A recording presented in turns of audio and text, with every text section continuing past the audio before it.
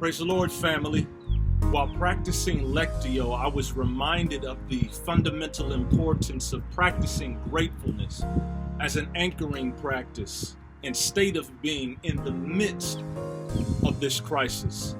I mean, what if anything should I be grateful for? Should we be grateful for amidst a pandemic, amidst death, disease, dread, and despair? Consider with me for a moment, in Italy, the second hardest hit country in the world with this infection.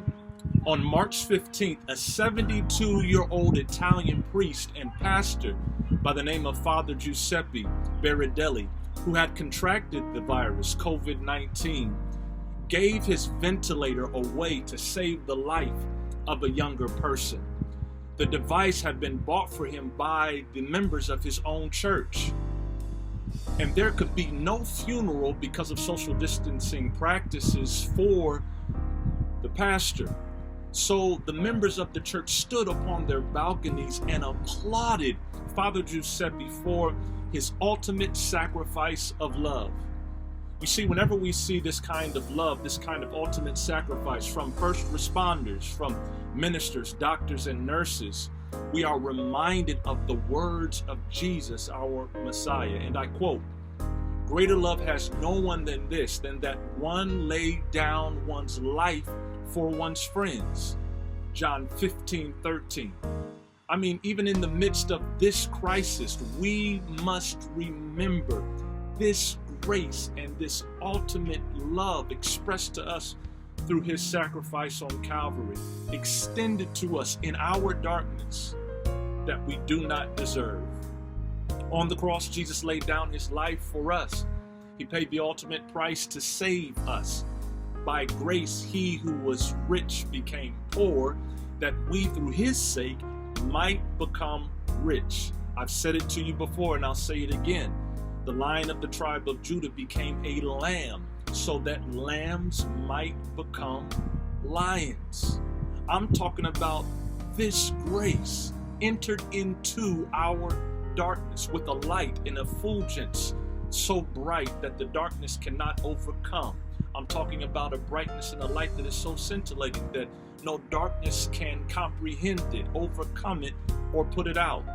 Even amidst COVID-19, we must remember that this grace shines bright, and for this we must be grateful.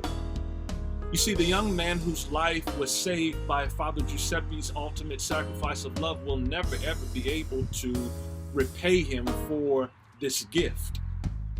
But he, the beneficiary of the benefactor's ultimate sacrifice, will wake up every morning knowing that he lives because Giuseppe died.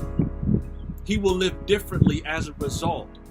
His gratefulness and his gratitude will never end.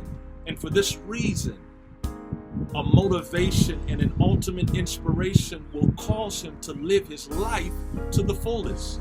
Now, every morning that we wake up, even in the midst of this pandemic, we must know that we live because Jesus died. And we must live differently as a result. And our gratefulness, our gratitude, our praise, our rejoicing, our thankfulness, our faith, our hope, and our love must and will never end if we've truly gotten a revelation of this ultimate sacrifice, because love never fails.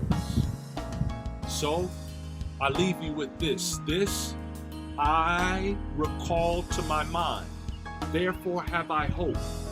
It is of the Lord's mercies that we are not consumed, because his compassions fail not. They are new every morning. Great is thy faithfulness. Stay grateful, because this too shall pass.